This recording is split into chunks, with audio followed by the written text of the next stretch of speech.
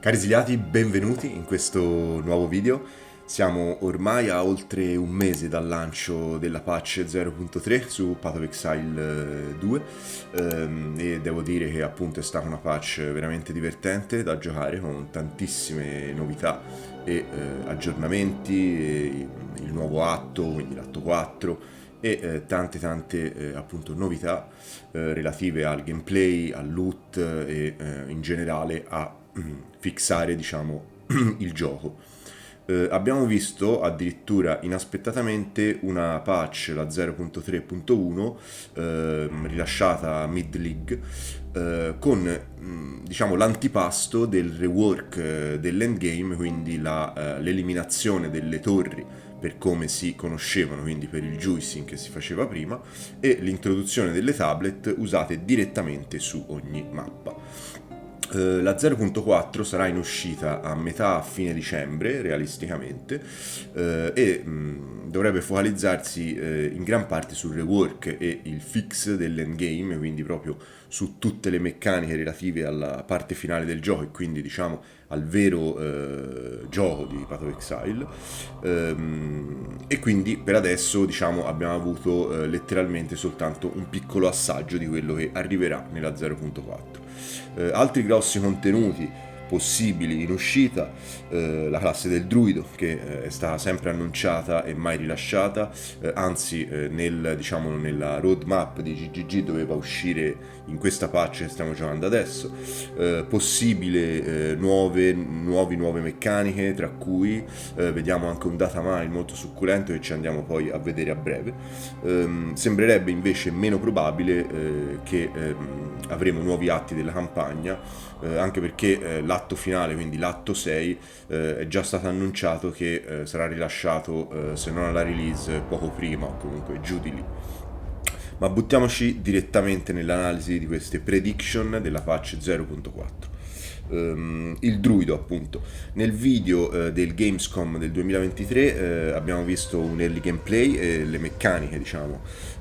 di questa classe, anche se il gioco appunto ancora non era uscito, aveva l'interfaccia vecchissima, quindi diciamo un po' obsoleto, però in generale questa sarà diciamo la classe del druido,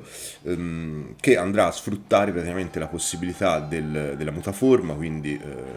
cambiarsi la propria forma in animali, tra cui vediamo nel video la trasformazione in orso, e poi sono stato detto che ce ne saranno tanti altri che si ispirano appunto anche all'universo di Path of Exile, quindi una cosa molto interessante potrebbe essere la trasformazione in squalo, ad esempio, e in altri animali o comunque bestie di questa tipologia. Inoltre andrà a sfruttare anche dei compagni animali, quindi come minion, ad esempio nel video si vedono lupi, però sicuramente ce ne saranno anche altre tipologie. Da questa uscita chiaramente dipenderà poi una nuova ascendancy, barra nuove ascendancy, un passive tree reworkato, quindi questa cosa è immensa perché avremo un nuovo start di una classe, quindi in questo caso appunto del druido, e implicitamente nuovi nodi e una nuova strada proprio, quindi un ampliamento aggiuntivo del passive tree. Inoltre gear specifico, skill, meccaniche e tutto quello che ne deriva.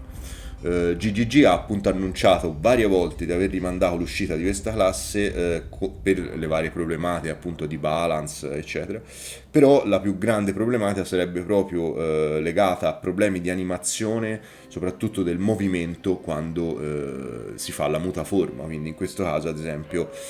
l'orso che rotola o che fa il dodge, quindi probabilmente sono anche problematiche relative proprio alle animazioni di base della classe.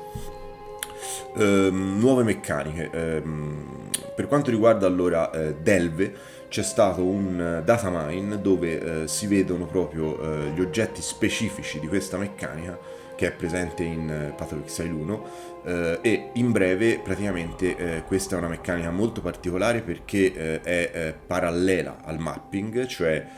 si può decidere di fare solamente delve escludendo praticamente le mappe, perché ci permette di farmare praticamente tutto, dalle currency a oggetti per il crafting, veramente tantissime cose, gear. In breve, praticamente la meccanica di Delve è una sorta di miniera infinita dove noi andiamo a addentrarci sempre di più nelle profondità di questa miniera, e quindi diciamo più si va avanti più aumenta la difficoltà e chiaramente il loot in generale. In Path of Exile 1 l'unico requisito era trovare nelle mappe questa sulfite, diciamo una sorta di minerale che utilizzavamo per andare avanti nella miniera. Le Divination Card, quindi carte, una grande meccanica che permette appunto di droppare, ad esempio nelle mappe, dagli strongbox, dai boss, dai nemici, queste carte che possono essere scambiate direttamente da un NPC per oggetti, currency che sono indicate nella carta. Solitamente sono a stack, ma ci sono anche carte singole, quindi magari una carta richiede 7 copie e un'altra ne richiede una sola. E anche questo sarebbe incredibile perché aggiungerebbe tantissime cose all'endgame o comunque al farming in generale. C'è stata tempo fa una challenge tra gli streamer diciamo più grandi di Path of Exile, dove GGG appunto gli ha inviato un box fisico, quindi una sorta di rompicapo che andava appunto aperto tramite tutta una serie di meccaniche insomma e enigmi. E all'interno c'erano dei reward, tra cui la possibilità di creare il proprio unico su Path of Exile 2, ma anche di creare la propria Divination Card. Quindi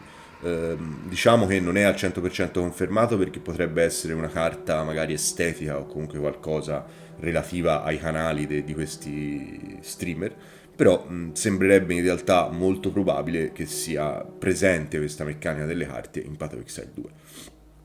Blight è un'altra meccanica iconica di Path of Exile, praticamente una sorta di tower defense. È molto possibile che sia aggiunta perché al di là che non ci sono reali dati certi, però nella patch 0.1 e 0.2 di Path of Exile 2 se si provava a cambiare l'istilling su un amuleto corrotto ci veniva richiesto l'utilizzo di un olio che tra l'altro non era presente nel gioco, quindi è una sorta di diciamo un errore, forse l'abbiano inserito, forse era volutamente messo lì, che appunto è un materiale presente in Blight, quindi potrebbe essere un'altra possibile meccanica che rivedremo in questo nuovo capitolo. Altre cose importanti potrebbe essere il corruption crafting, quindi la possibilità di continuare a craftare gli oggetti corrotti, che al momento su Path of Exile 2 non è possibile, quindi lo slam col Valorb è l'ultima chance diciamo che abbiamo di modificare l'oggetto, e quindi di conseguenza l'uscita di altre currency, tra cui il Tainted Chaos Orb o magari il Tainted Exalted Orb, che appunto sono delle currency e ci permettono di modificare gli oggetti corrotti. Solitamente questa meccanica è molto endgame, ma soprattutto molto costosa.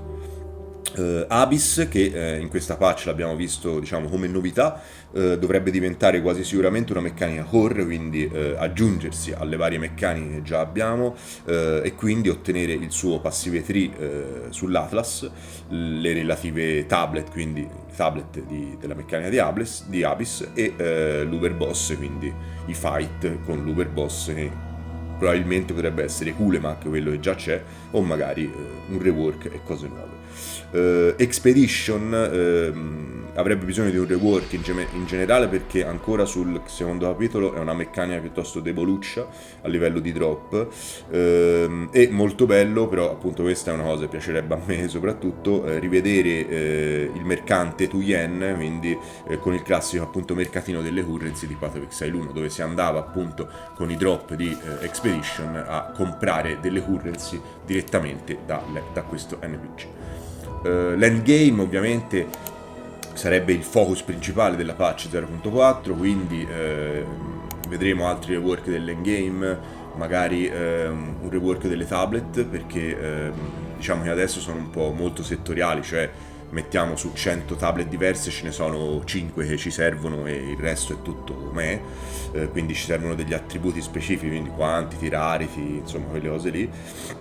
e magari appunto inserire le tablet rare che al momento si droppano solamente dall'Arbiter, quindi tablet con 4 modificatori corrotte, e farle diventare più comuni in modo da poterle utilizzare, o addirittura la possibilità di continuare a craftare le tablet, quindi non solo con 2 modificatori ma magari farle diventare rare con 3-4. Altra cosa da reworkare sicuramente sono le tablet uniche, perché appunto, a parte qualcuna specifica, quelle delle meccaniche non sono, quasi nessuna è worth rispetto alle tablet normali, quindi anche questo se ne avrebbe bisogno, e probabilmente anche tutta una revisione dell'Atlas magari, quindi proprio della mappa dove si va a mappare, e di tante meccaniche già presenti che al momento non sono troppo worth di farming, quindi ad esempio non so, il Trial of Chaos in questa season passa molto in sordina per buttare giù currency in generale. Insomma, detto questo, tante belle cosine che potrebbero uscire per questo titolo straordinario, che come sapete io sono di parte, però in generale ecco, veramente tanta roba, e ci si aspetta una grande patch in arrivo a dicembre. Un piccolo consiglio magari sbagliato che potrei darvi potrebbe essere quello di non giocare la nuova classe quando sarà lanciata, se sarà lanciata ovviamente, solamente a livello diciamo di progressione iniziale, per questioni ad esempio di market e di profit, quindi se dovesse uscire il druido appunto tutti lo giocheranno, quindi si potrebbero vedere degli spike nei prezzi, proprio perché all'inizio non si conoscerà la potenza di determinate build del druido, l'utilizzo effettivo magari di alcuni unici oggetti che saranno diciamo conosciuti durante la progressione, e quindi questa cosa appunto potrebbe creare a prezzi esosi e proprio cose che non stanno né in cielo né in terra. E ovviamente se noi saremo dall'altra parte della barricata, cioè faremo un'altra classe, potremo andare direttamente a fare tutto profit sugli oggetti, in questo caso del druido, quindi a rivenderli tutti direttamente per monetizzare e potenziare la nostra classe. Detto questo, io quasi sicuramente, se dovesse uscire il druido, ovviamente lo porterò come starter, tirando fuori una bella guida completa su leveling ed endgame, ovviamente, e molto interessante sarà vedere poi se questa classe workerà bene come minion build,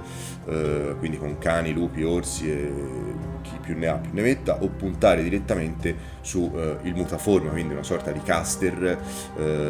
che sembrerebbe appunto dal video molto forte, anche se un po' lento in questo caso, però sicuramente ci sarà stato un rework. La cosa che mi piacerebbe molto sarebbe appunto fare un mutaforma in forma di squalo, ovviamente anche questo da vedere se ci sarà o meno, e magari ibridato con dei minion e dei compagni.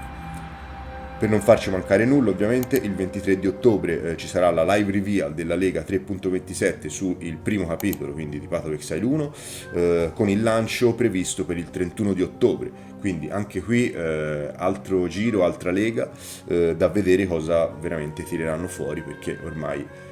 ultimamente stanno tirando fuori veramente tante bombe, e solitamente le bombe che vediamo sull'1 le potremo vedere sul 2 e così via.